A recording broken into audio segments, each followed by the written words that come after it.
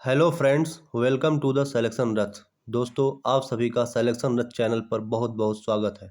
दोस्तों, आज से हम लोग 68वीं पीटी के लिए 50 प्रश्नों वाला प्रैक्टिस सेट शुरू कर रहे हैं। आज ये पहला प्रैक्टिस सेट होगा दोस्तों, और आज से डेली आपको एक वीडियो जीएस प्रैक्टिस सेट की मिलती रहेगी। अगर दोस्तों आप लोगों ने इसको ध्यान से देख लिया, समझ लिया और याद कर लिया तो आप यकीन मानिए निश्चित ही आपको बीपीएससी के पीटी परीक्षा में बहुत लाभ मिलेगा।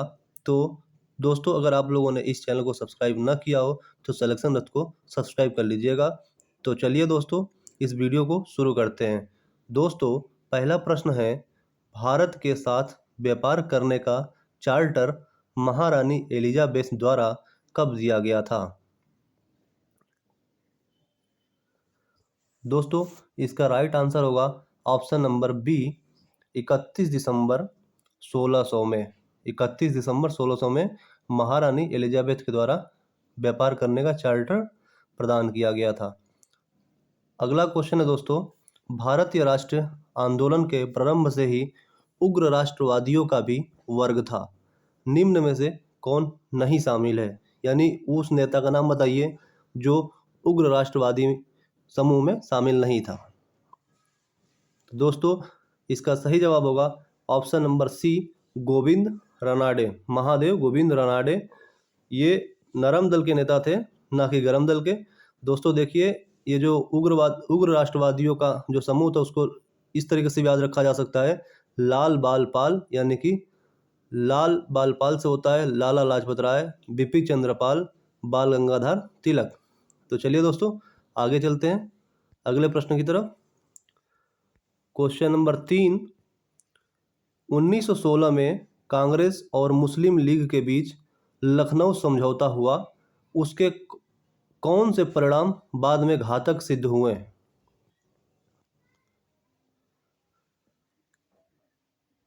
तो दोस्तों, इसका सही जवाब होगा option number C. Option number C दोस्तों इसका सही जवाब होगा। कांग्रेस द्वारा मुसलमानों के प्रति संतुष्टिकरण की नीति का आरंभ, ये जो है घातक परिणाम सिद्ध हुआ। अगला प्रश्न है दोस्तों, व्यक्तिगत सत्याग्रह किस गवर्नर जनरल के काल में हुआ? बहुत ही इंपॉर्टेंट क्वेश्चन है दोस्तों पीटी पॉइंट ऑफ व्यू से। तो दोस्तों, इसका राइट आंसर होगा option number C, lord Linlithgow. Option number C, lord Linlithgow इसका राइट आंसर होगा। चलते हैं दोस्तों अगले क्वेश्चन की तरफ। पांचवा प्रश्न है, भारतीय राष्ट्रीय कांग्रेस की पूर्ववर्ती संस्थाओं में सबसे पहली और प्रमुख संस्था थी। दोस्तों आंसर बताइए।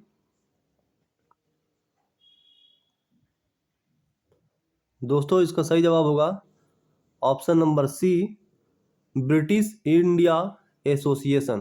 Option number C, British India association इसका राइट आंसर है। नेक्स्ट क्वेश्चन की तरफ चलते हैं दोस्तों। अगला प्रश्न है क्वेश्चन नंबर 6, साइमन कमीशन की सिफारिशों के संदर्भ में निम्नलिखित में से कौन सा एक कथन सही है? दोस्तों, बहुत इंपॉर्टेंट क्वेश्चन है, बताइए जवाब क्या होगा इसका सही जवाब, आराम से पढ़ लीजिए। दोस्तों, इसका राइट आंसर होगा ऑप्शन नंबर सी, इसने केंद्र में द्विसदन विधायिका के उन्मूलन का सुझाव दिया।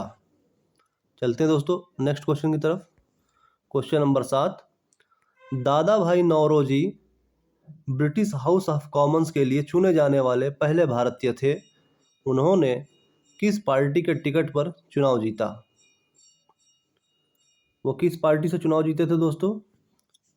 तो दोस्तों, उन्होंने जीता था लिबरल पार्टी से। Option number D, liberal party. अगला प्रश्न है, भारत पर हुड़ों का प्रथम आक्रमण किस शासक के समय में हुआ था? तो दोस्तों, इसका राइट आंसर होगा option number C, Skandagupta. Skandagupta इसका सही जवाब होगा दोस्तों। चलते हैं अगले प्रश्न की तरफ। क्वेश्चन नंबर 9, एहोल अभिलेख किस शासक से संबंधित है? एहोल अभिलेख किस शासक से संबंधित है दोस्तों, बताइए। तो दोस्तों इसका राइट आंसर होगा ऑप्शन नंबर सी, पुलकेशिन द्वितीय। पुलकेशिन द्वितीय से संबंधित है एहोल अभिलेख। अगला प्रश्न है, सत्यमेव जयते किस उपनिषद में संग्रहित है? सत्यमेव जयते किस उपनिषद में संग्रहित है? तो दोस्तों इसका राइट आंसर होगा ऑप्शन नंबर डी, मुंडक उपनिषद। मुंडकोपनिषद में संग्रहित है। 11वां क्वेश्चन है दोस्तों, महावस्तु महात्मा बुद्ध का जीवन वृत्तांत है, इसका संबंध किस शाखा से है? तो दोस्तों इसका राइट आंसर होगा ऑप्शन नंबर ए, महायान। महावस्तु से महायान याद रखिएगा, याद रहेगा दोस्तों। ठीक है, चलते हैं अगले क्वेश्चन की तरफ, जल्दी जल्दी प्रैक्टिस करते हैं। 12वां प्रश्न है, अकबर द्वारा बनाए गए उपासना भवन का क्या नाम था? अकबर द्वारा बनाए गए उपासना भवन का क्या नाम था दोस्तों? तो दोस्तों इसका सही जवाब होगा ऑप्शन नंबर सी, इबादत खाना। इबादत खाना अकबर द्वारा बनाए गए उपासना भवन का नाम था, जहाँ पे प्रार्थना सब किया जाता था। चलिए दोस्तों अगले प्रश्न की तरफ से चलते हैं। अगला प्रश्न है, सुप्रसिद्ध संगीतकार तानसेन और बैजू बावरा किसके शासनकाल में सुविख्यात हुए थे? किसके काल में प्रसिद्ध हुए थे दोस्तों? तो आप सभी को पता होगा अकबर के काल में प्रसिद्ध हुए थे, तो इसका सही जवाब होगा option number C, Akbar. Next question की तरफ चलते हैं। अगला प्रश्न है question number 14, Newcastle port जो दुनिया का सबसे बड़ा कोयला निर्यात बंदरगाह है, यह किस देश में स्थित है? तो दोस्तों बताइए इसका सही जवाब क्या होगा? इसका राइट आंसर होगा option number B, Australia. Australia होगा इसका सही जवाब दोस्तों। अगले क्वेश्चन 15वें क्वेश्चन की तरफ चलते हैं। 15वां क्वेश्चन है, देशांतर रेखाओं के संबंध में कौन सही है? देशांतर रेखाओं के संबंध में कौन सही है? चार ऑप्शन है दोस्तों, बताइए इसमें सही जवाब क्या होगा? ये अपना प्रैक्टिस सेट चल रहा है। तो दोस्तों इसका सही जवाब होगा ऑप्शन नंबर डी, देशांतर के मध्य सर्वाधिक दूरी विषुवत रेखा पर होती है। ये ध्यान रखिएगा, ऑप्शन नंबर डी था। क्वेश्चन नंबर 16, उत्तर से शुरू कर दक्षिण की ओर नीचे दी गई पहाड़ियों का सही अनुक्रम कौन सा है?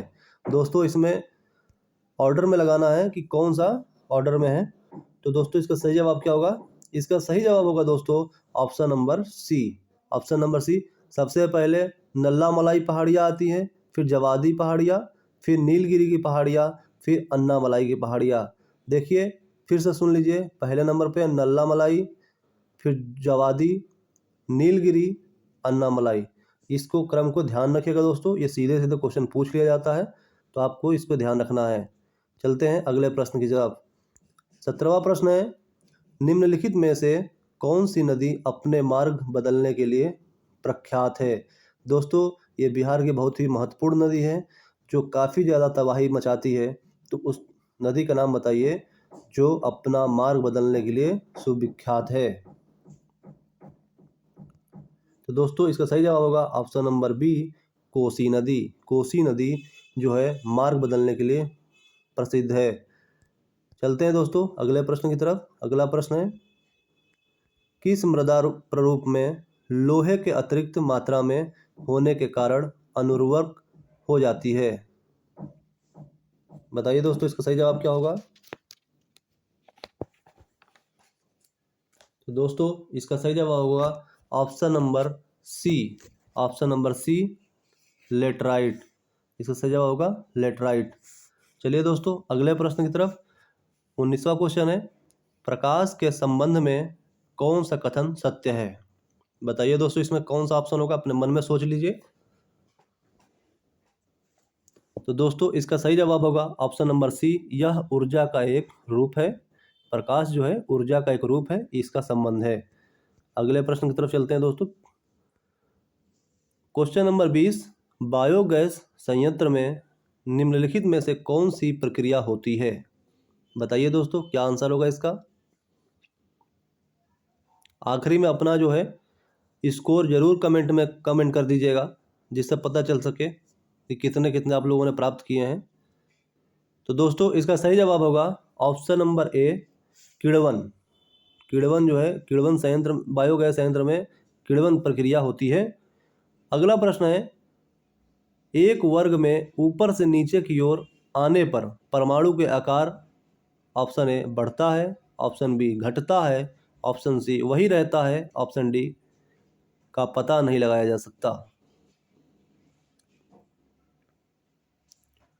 तो दोस्तों इसका सही जवाब होगा ऑप्शन नंबर ए, बढ़ता है। बढ़ेगा दोस्तों, परमाणु के आकार में बढ़ोतरी होगी। अगले प्रश्न की तरफ चलते हैं। Question number 22। क्वेश्चन नंबर 22 है, वायुमंडल में प्रकाश की विसरण का कारण है। वायुमंडल में प्रकाश की विसरण का कारण क्या है? आप सही जवाब दीजिए। तो दोस्तों इसका राइट आंसर हो जाएगा ऑप्शन नंबर बी, धूलकण। धूलकण इसका आंसर होगा दोस्तों। क्वेश्चन नंबर 23, किसी भी यौगिक का ऑक्सीकरण संख्या क्या होता है? किसी भी यौगिक का ऑक्सीकरण संख्या क्या होता है? वेरी इंपॉर्टेंट क्वेश्चन है दोस्तों, तो इसका ध्यान रखिएगा। ऑप्शन नंबर डी यानी 0। ऑक्सीकरण संख्या किसी भी यौगिक का 0 होता है। अगला प्रश्न है, सर्प विषरोधी सुई किस तत्व का एक यौगिक है? सर्प विषरोधी सुई किस तत्व का एक यौगिक है? तो दोस्तों इसका राइट आंसर होगा ऑप्शन नंबर ए, स्वर्ण यौगिक। स्वर्ण यौगिक का होगा स्वर्ण यौगिक, इसका हो जाएगा आंसर। अगले प्रश्न की तरफ चलते हैं दोस्तों।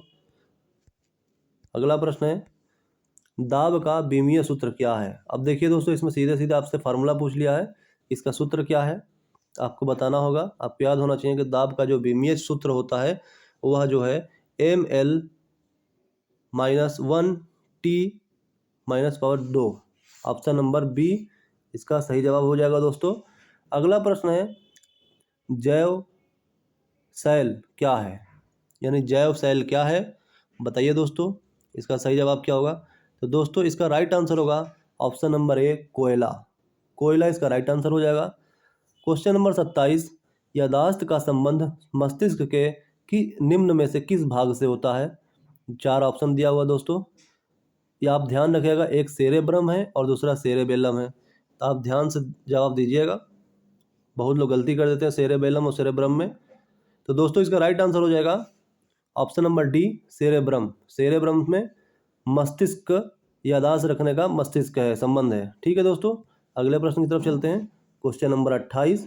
क्वेश्चन नंबर 28 है, एक जीवाश्म पक्षी का नाम बताएं जो एक पक्षी की तरह दिखता है लेकिन सरीसृप के जैसे अन्य विशेषताएं होती हैं। बताइए दोस्तों, एक जीवाश्म पक्षी का नाम बताएं जो एक पक्षी की तरह दिखता है लेकिन सरीसृप जैसी अन्य विशेषताएं होती हैं। तो दोस्तों इसका राइट आंसर हो जाएगा ऑप्शन नंबर बी, आर्कियोपेट्रिक्स। आर्कियोपेट्रिक्स इसका राइट आंसर हो जाएगा ऑप्शन नंबर बी। अगला प्रश्न है, मानव शरीर में सर्वाधिक मात्रा में पाया जाने वाला तत्व कौन सा है? तो दोस्तों इसका सही जवाब हो जाएगा option number B, O2। O2 मानव शरीर में पाया जाने वाला सर्वाधिक तत्व है। अगले प्रश्न की तरफ। क्वेश्चन नंबर 30, परिपथ के किन्हीं दो बिंदुओं के बीच विभवांतर मापने के लिए किसका प्रयोग किया जाता है? तो दोस्तों विभवांतर मापने के लिए किसका प्रयोग किया जाता है? ऑप्शन नंबर बी, वोल्टमीटर का प्रयोग किया जाता है। अगले प्रश्न की तरफ चलते हैं दोस्तों। क्वेश्चन नंबर 31, आपातकाल के दौरान मौलिक अधिकारों का निलंबन कौन कर सकता है? आपातकाल के दौरान मौलिक कर्तव्यों का निलंबन कौन कर सकता है दोस्तों, बताइए। तो दोस्तों इसका राइट आंसर हो जाएगा ऑप्शन नंबर सी, भारत का राष्ट्रपति। भारत के राष्ट्रपति के पास यह शक्ति है कि वह आपातकाल के दौरान फंडामेंटल राइट्स को यानी कि आपके मौलिक अधिकार को निलंबित कर सकता है। क्वेश्चन नंबर 32, प्राक्कलन समिति के सदस्यों का कार्यकाल कितने वर्ष का होता है?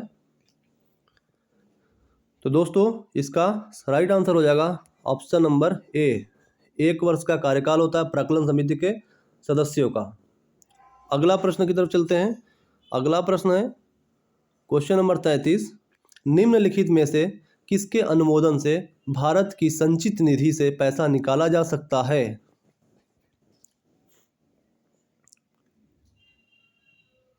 तो दोस्तों इसका राइट आंसर हो जाएगा आपका पार्लियामेंट, भारत की संसद निधि। भारत की संसद से अनुमोदन से संचित निधि से पैसा निकाला जा सकता है। अगला प्रश्न है, भारतीय संविधान में विधि के समक्ष समता किस देश के संविधान से लिया गया है? तो दोस्तों इसका सही जवाब हो जाएगा कि विधि के समक्ष समता जो है आपके ब्रिटेन के संविधान से लिया गया है, यानी ऑप्शन नंबर डी आपका सही जवाब हो जाएगा। चलते हैं दोस्तों नेक्स्ट क्वेश्चन की तरफ। Question number 35। क्वेश्चन नंबर 35 है, संविधान संशोधन प्रक्रिया संविधान के किस भाग में उल्लेख किया गया है? संविधान संशोधन प्रक्रिया का उल्लेख किस भाग में किया गया है दोस्तों, ये आपसे पूछा गया है। तो दोस्तों आपका सही जवाब हो जाएगा ऑप्शन नंबर डी, भाग 20 में आपका संविधान संशोधन प्रक्रिया का उल्लेख किया गया है। अगला प्रश्न है दोस्तों, ध्यान से देखिएगा, सूची 1 का सूची 2 से मिलान करिए।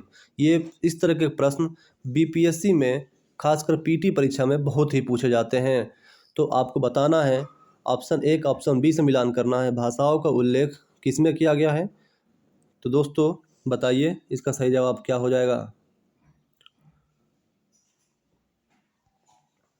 दोस्तों पहले तो आप समझ लीजिए कि ऑप्शन ए जो है का जो है आप बताइए कि पहले का ए का हो जाएगा दूसरा, यानी कि आपको मिलान कराना है।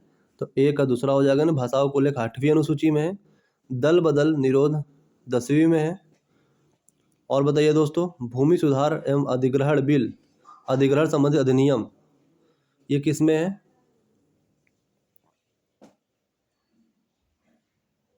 बताइए दोस्तों। ये आपका तीसरे में यानी कि 9वीं अनुसूची में होगा, और 73वां संविधान संशोधन 11वीं अनुसूची में होगा। तो आपका सही जवाब क्या हो जाएगा? Option number B. Option number B यानी ए का दूसरा, बी का पहला, सी का चौथा, डी का तीसरा। आपको ध्यान से इसको देख लेना है दोस्तों, काफ़ी इंपॉर्टेंट है। अगले प्रश्न की तरफ चलते हैं। अगला प्रश्न है क्वेश्चन नंबर 37। 1833 के चार्टर्ड अधिनियम के अंतर्गत प्रथम विधि आयोग का गठन किसकी अध्यक्षता में किया गया? काफ़ी महत्वपूर्ण क्वेश्चन है दोस्तों, सही जवाब दीजिएगा।